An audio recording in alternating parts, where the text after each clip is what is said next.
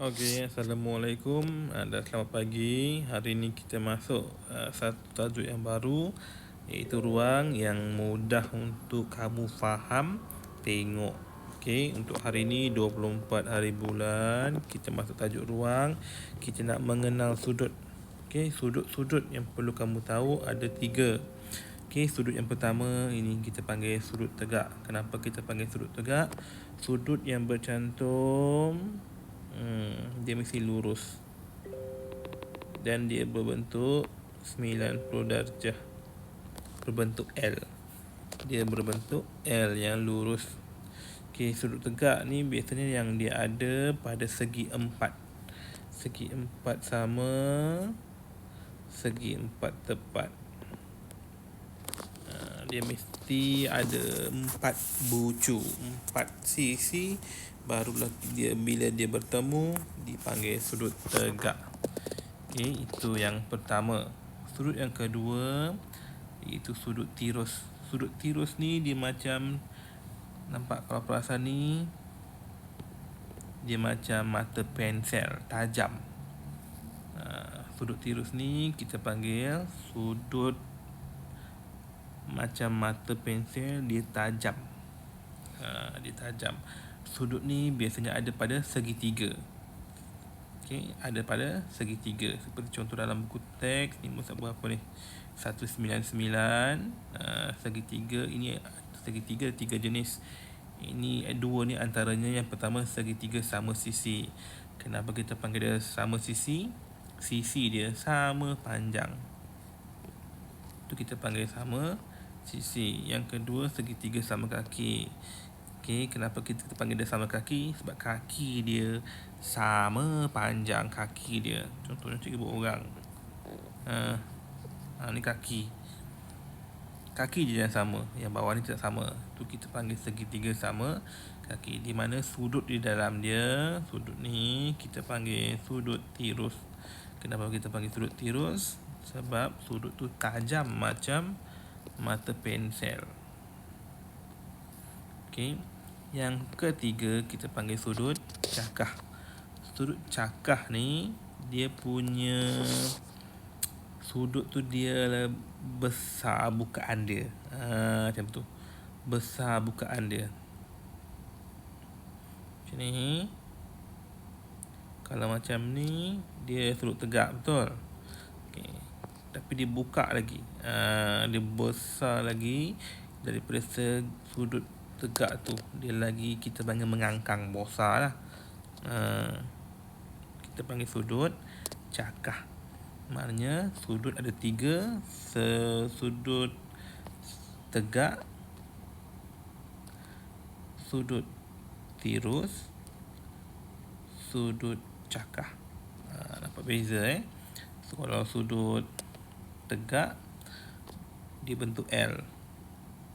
Kalau sudut tirus macam mata pensel.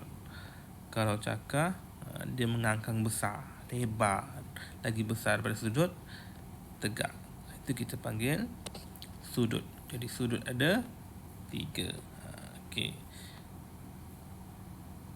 Biasanya untuk segitiga, kalau dia sama sisi, sama kaki, dia hanya ada sudut tirus. Tapi kalau tidak sama kaki, dia ada 2. Satu sudut tirus yang ini, dan sudut cakah ini mengangkang besar. Lagi satu segitiga, kita tadi dah belajar segitiga sama sisi, segitiga sama kaki. Satu lagi kita namakan dia segitiga bersudut tegak. Kenapa kita panggil dia segitiga bersudut tegak? Sebab dekat sini dia bersifat tegak, sudut dia tegak. Yang ini tirus, yang ini pun tirus.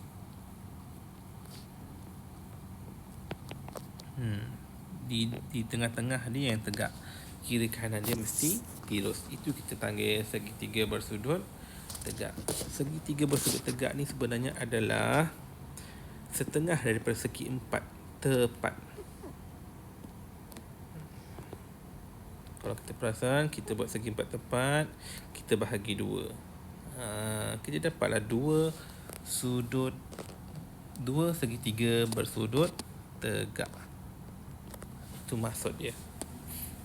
Bersegitiga bersudut tegak ni adalah hasil daripada segi empat tepat. Jadi sudut yang hari ni yang kamu dah pelajari ada 3. Sudut tegak, sudut tirus, sudut cakah. Sudut tegak ni dia ada pada segi 4 sama, segi 4 tepat dan segitiga bersudut tegak. Dalam kutip ada muka surat 200. Jadi 3 sudut ni itu yang perlu tahu, ada 3. Tegak, tirus, cakah. Tegak, tirus, cakah. Okey. Nanti buat dulu dalam lembaran yang pertama, ikut buku teks muka 119 ni, dan berjenis dengan 200, namakan bentuk. Ni bentuk yang pertama ni segitiga apa? Yang ni pun segitiga apa? Okey, bilangan sisi. Sisi yang mana? Sisi yang garis tepi ni 1, 2, 3. Biasanya sisi ni dia ikut belakang perkataan segi. Kalau segi 3, 3 sisi. Kalau segi 4, 4 sisi. Bilangan sudut yang bucu ni, sudut ada berapa? Okey, kita boleh rujuk. Okey, nama bentuk kita tengok sama dia punya gambar macam buku teks. Yang ini pula sama tapi gambar je berlainan.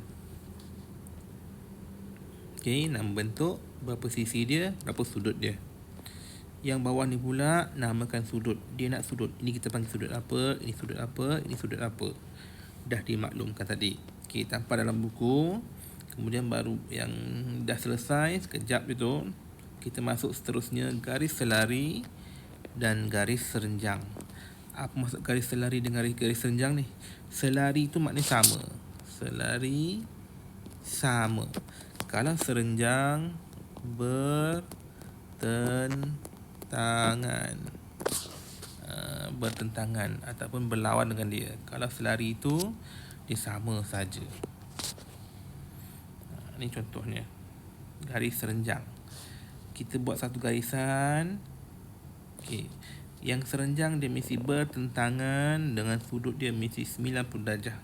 Makna erti kata kalau kamu buat dalam buku macam ni, mesti ikut garisan tu betul-betul, baru dapat garis serenjang. Itu kita panggil garis serenjang. Macam mana nak garis selari? Garis selari tu dia bentuk dia sama. Contohnya kalau dia ke sini, satu lagi pun mesti ke situ. Kalau dia ke sini, sebelah lagi mesti sama. Dia mesti, dia punya rupa, bentuk, perjalanan dia sama. Sengit macam mana pun lah, dia sengit macam ni pun, sebelah lagi satu mesti sama. Dia mesti sama. Itu kita panggil garis selari. Dia mesti sama. Mana dia, garis yang pertama pergi, yang kedua akan ikut sama. Tapi kalau serenjang pula, dia kena bertentangan. Okey.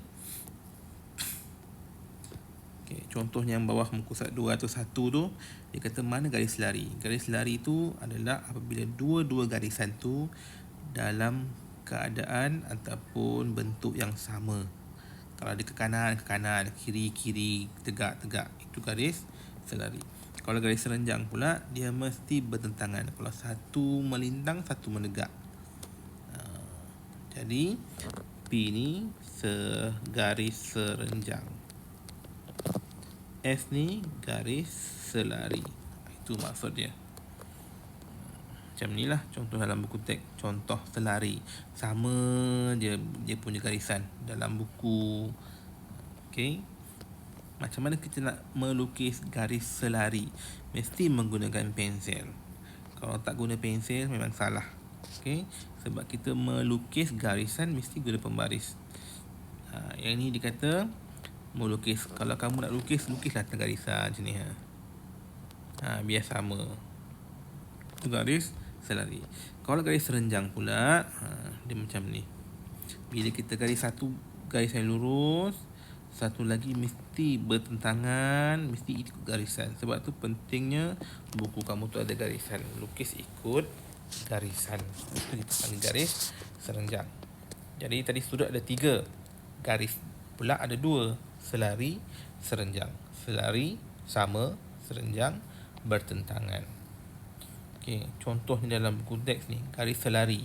Macam mana kita nak buat garis selari? Dia dah beri dah satu garisan, apa perlu kamu buat? Tambah dia lagi satu garisan. Dah dapat garis selari. Jangan buat tempat lain. Yang ini pula, lukis serenjang. Garis serenjang biasanya kita lukis di tengah-tengah. Macam tu. Okey. Kita gunakan garis yang asal, kita buat sebelah dia ataupun bertentangan.